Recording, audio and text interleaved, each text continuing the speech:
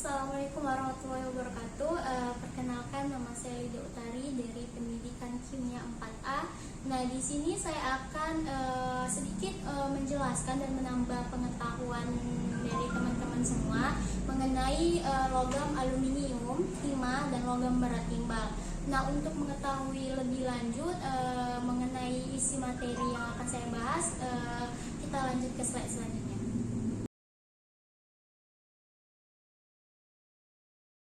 Kita masuk pada materi yang pertama, yaitu mengenai aluminium, timah, dan timbal, di mana materi ini sudah saya ubah dalam bentuk PPT yang telah saya muat dalam makalah saya sebelumnya. Aluminium.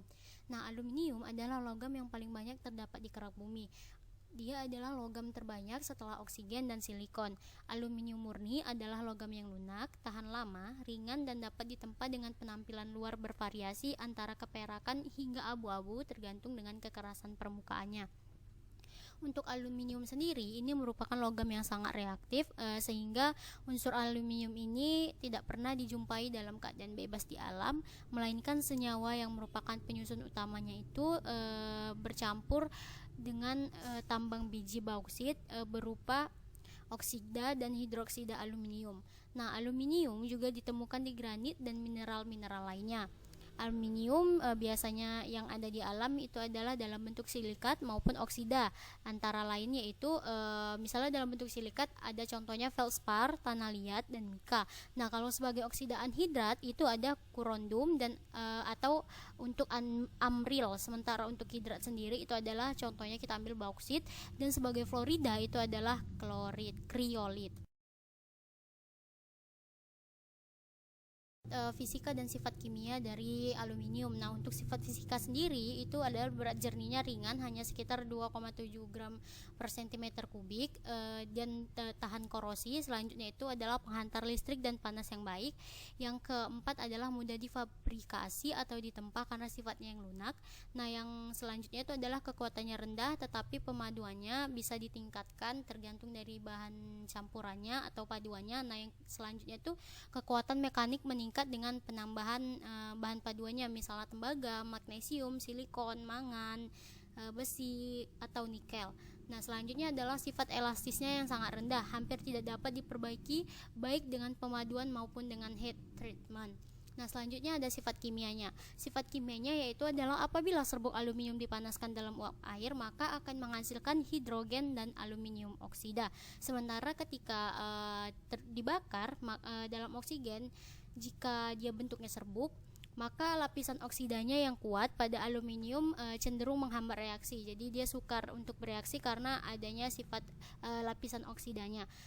Selanjutnya itu adalah aluminium seringkali bereaksi dengan klor dengan melewatkan klor kering di atas aluminium foil yang dipanaskan sepanjang tabung.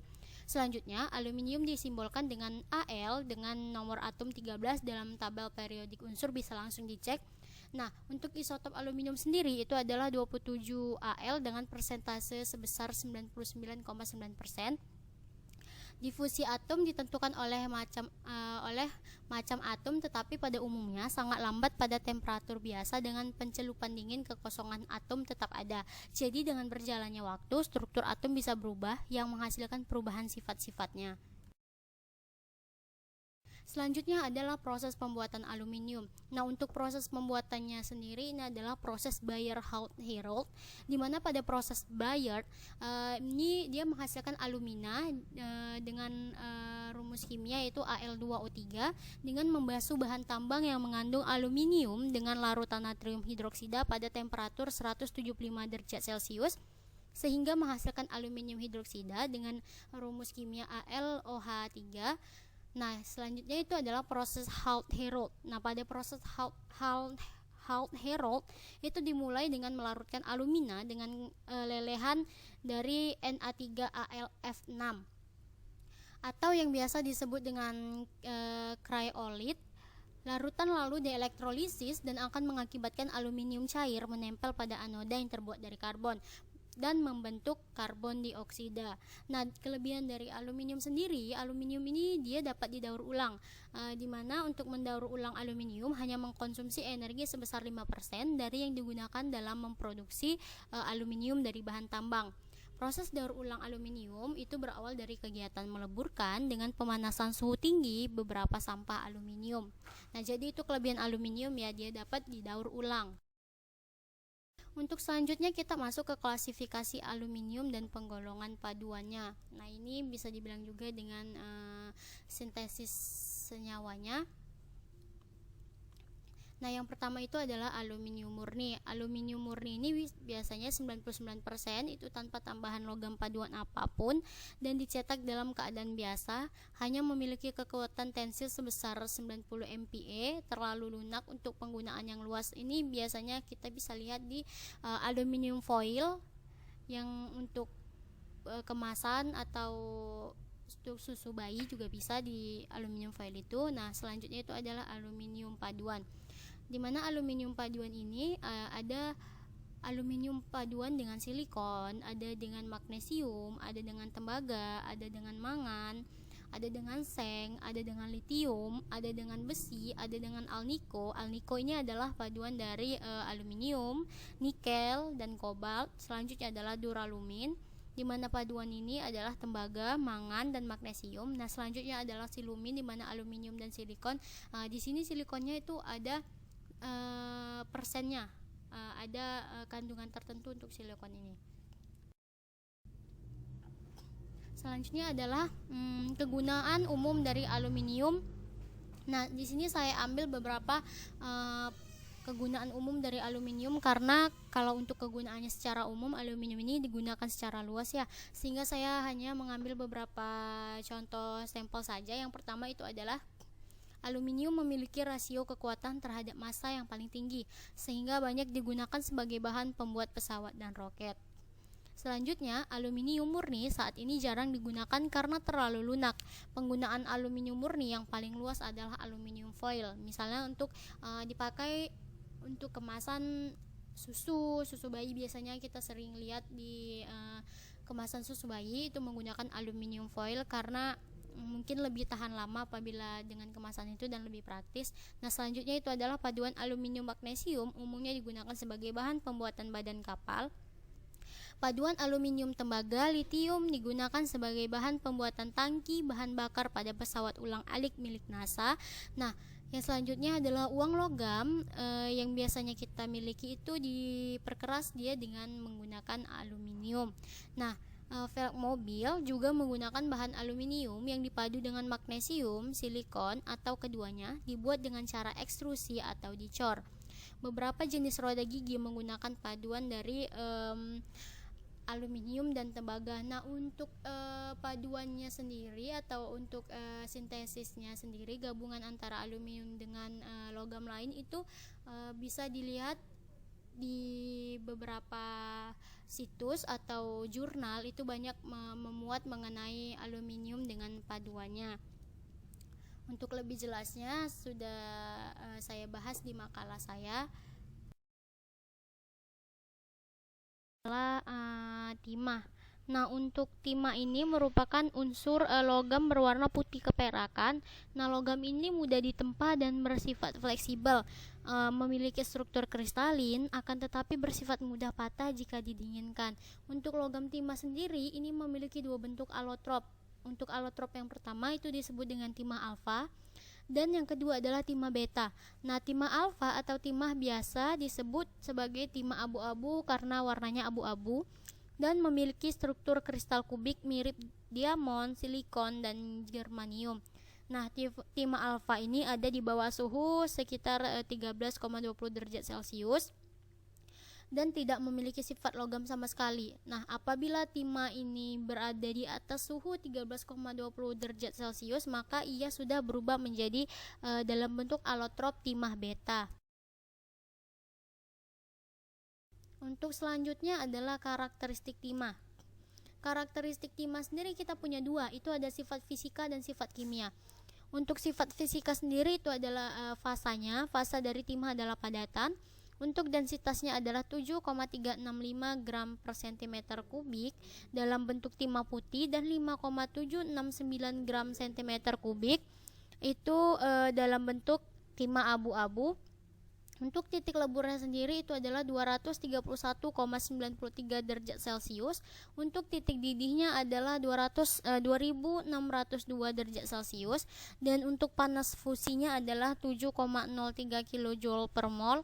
Untuk kalor jenisnya adalah 27,112 Joule per mol Kelvin. Untuk sifat kimianya sendiri itu adalah bilangan oksidasi. Bilangan oksidasinya adalah 4, 2, atau 42, -4. Tapi lebih sering dijumpai dalam bentuk 4 ataupun 2. Untuk nomor atomnya 50, untuk nomor masanya 118,71. Untuk elektronegativitasnya adalah 1,96 itu dalam skala timah putih. Dan untuk energi ionisasinya yang pertama itu adalah 708,6 kJ per mol. Yang kedua adalah 141,8 kJ per mol. Dan yang ketiga adalah 2943,0 kJ per mol, di mana jari-jari atomnya adalah 140 pm. Untuk jari-jari ikatan kovalennya adalah 139 pm. Dan untuk jari-jari van der Waals-nya adalah 217 pm dengan struktur kristalnya adalah tetragonal untuk timah putih dan kubik diamond untuk timah abu-abu, dan konduktivitas thermal yang dimiliki adalah 66,8 W per M Kelvin.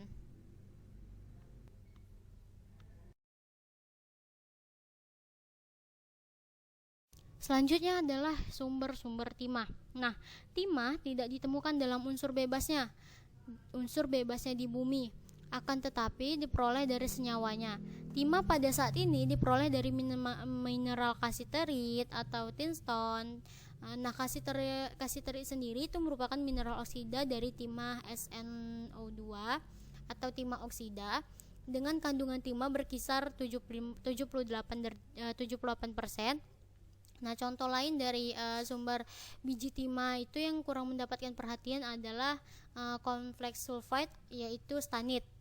Dengan rumus kimia itu Cu2FeSnS4 merupakan mineral kompleks antara tembaga, besi, timah, belerang, dan silindrit, di mana dengan rumus kimia itu adalah PbSn4FeSb2 S14 merupakan mineral kompleks dari timbal timah, besi, antimon, belerang.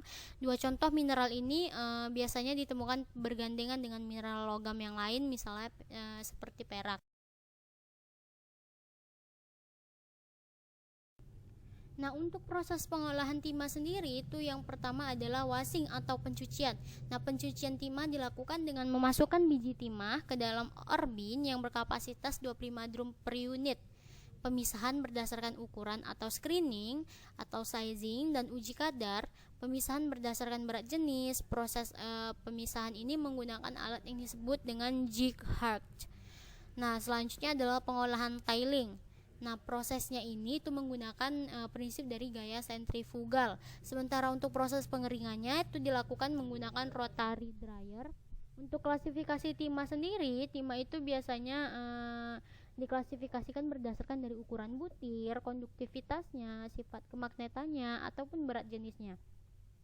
Nah, untuk pemisahan dari mineral ikutan atau biasanya kita bilang pengotor, nah pemisahan mineral ikutan ini biasanya berdasarkan dari ada kriteria-kriteria tertentunya. Sementara untuk proses pre-smelting, yaitu proses yang dilakukan sebelum dilakukannya proses peleburan, misalnya preparasi mineral, pengontrolan, dan penimbangan. Nah, lalu untuk selanjutnya itu adalah proses peleburan atau smelting. Nah, untuk smelting ini itu ada dua tahap, di mana tahap yang pertama itu menghasilkan timah kasar dan slag atau terak. Dan untuk tahap kedua yaitu peleburan dari dari slag ini sendiri sehingga menghasilkan hard hit dan slag 2. Selanjutnya adalah senyawa timah. Untuk senyawa timah yang pertama adalah senyawa organotin. Nah, senyawa organotin adalah senyawa yang dibangun dari timah dan substituen hidrokarbon sehingga terdapat ikatan karbon dengan timah. Nah, yang kedua itu adalah timah oksida, merupakan senyawa anorganik dengan rumus kimia SnO2. Selanjutnya ada timah 2 klorida atau SnCl2, itu dia berupa padatan kristal berwarna putih, dapat membentuk dihidrat instabil. Selanjutnya itu adalah timah 4 klorida, disebut sebagai staniklorida atau timah tetraklorida, merupakan senyawa kimia dengan rumus SnCl4. Selanjutnya itu adalah timah sulfida. Nah, senyawa timah dengan belerang terdapat sebagai SNS, yaitu timah 2 sulfida. Nah, untuk selanjutnya itu adalah timah hidrida.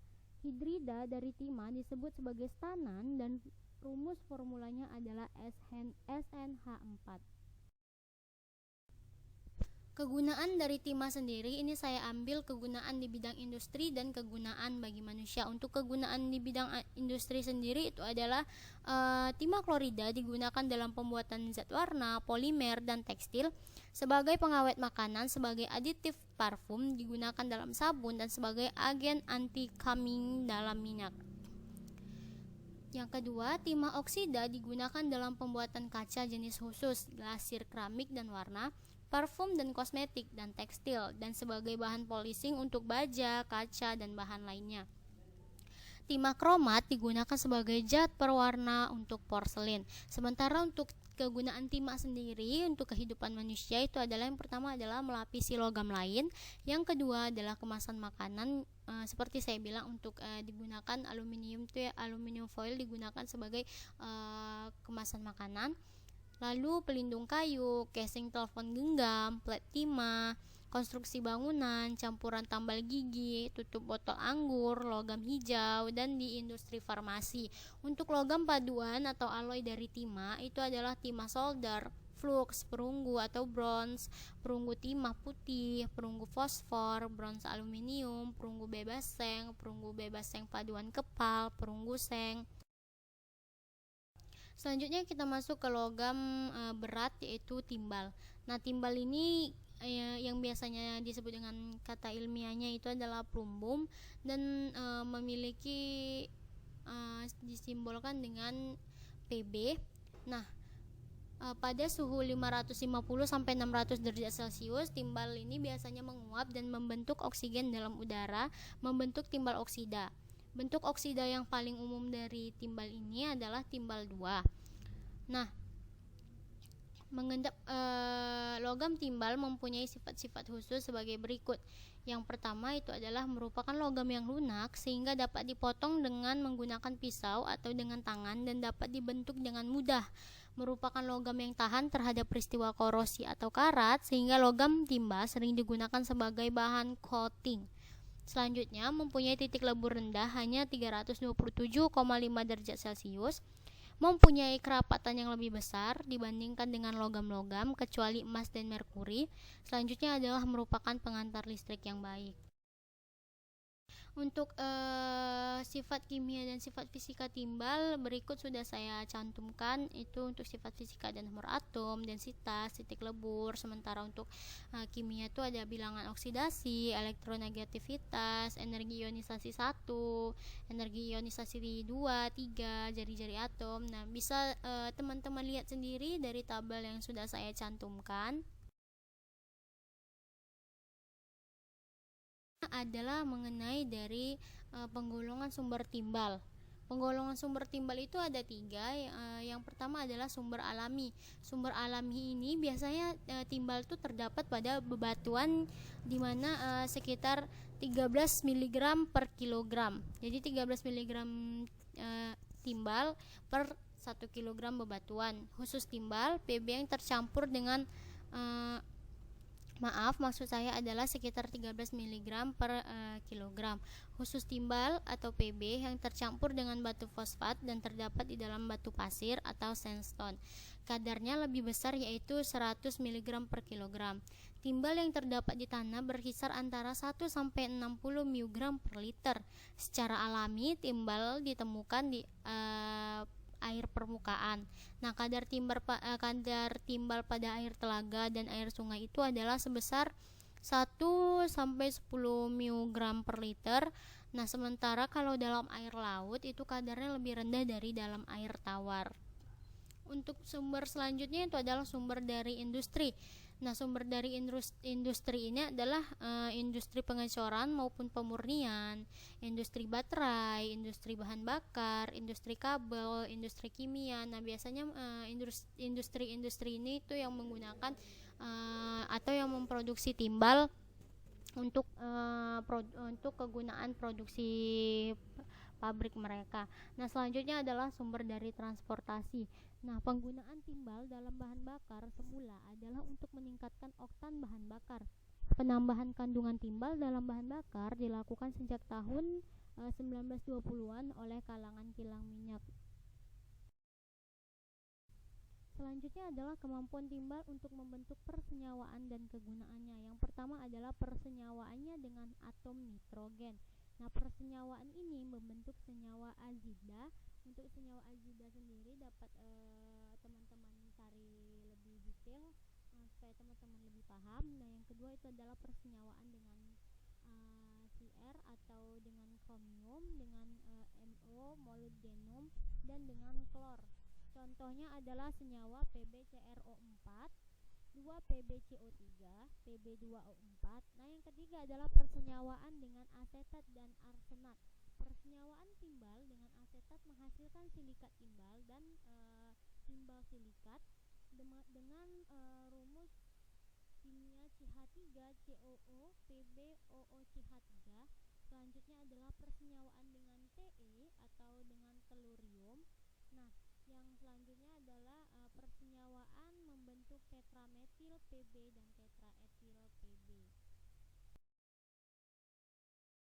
Untuk selanjutnya adalah kegunaan timbal dalam kehidupan sehari-hari. Timbal digunakan dalam acu, di mana acu ini banyak dipakai dalam bidang otomotif. Timbal dipakai sebagai agen pewarna dalam bidang pembuatan keramik, terutama untuk warna kuning dan merah. Nah, jadi untuk warna kuning dan merah, timbal itu dipadukan mungkin dengan unsur lain sehingga menghasilkan warna kuning dan warna merah. Nah, timbal dipakai dalam industri plastik PVC untuk menutup kawat listrik. Timbal dipakai sebagai proyektil untuk alat tembak dan dipakai pada peralatan pancing untuk pemberat disebabkan timbal memiliki densitas yang tinggi, harganya murah dan mudah untuk digunakan. Lembaran timbal dipakai sebagai bahan pelapis dinding dalam studi musik. Timbal dipakai untuk pelindung alat-alat kedokteran, laboratorium yang menggunakan radiasi misalnya sinar X. Timbal cair dipergunakan sebagai agen pendingin dalam peralatan reaktor yang menggunakan timbal sebagai pendingin. Sekian untuk penjelasan dari saya mengenai materi aluminium, timah, dan timbal. Apabila terdapat kesalahan, saya mohon maaf. Dan teman-teman semua bisa cari untuk pemahaman lebih lanjut, bisa teman-teman lihat mengenai materi yang telah saya sampaikan, misalnya melalui YouTube atau melalui jurnal, PDF. Karena di sini saya juga sedang dalam proses belajar, pasti banyak kekurangan dalam presentasi saya, dan untuk itu saya mohon maaf yang sebesar-besarnya. Saya akhiri dengan billahi taufik wal hidayah. Assalamualaikum warahmatullahi wabarakatuh.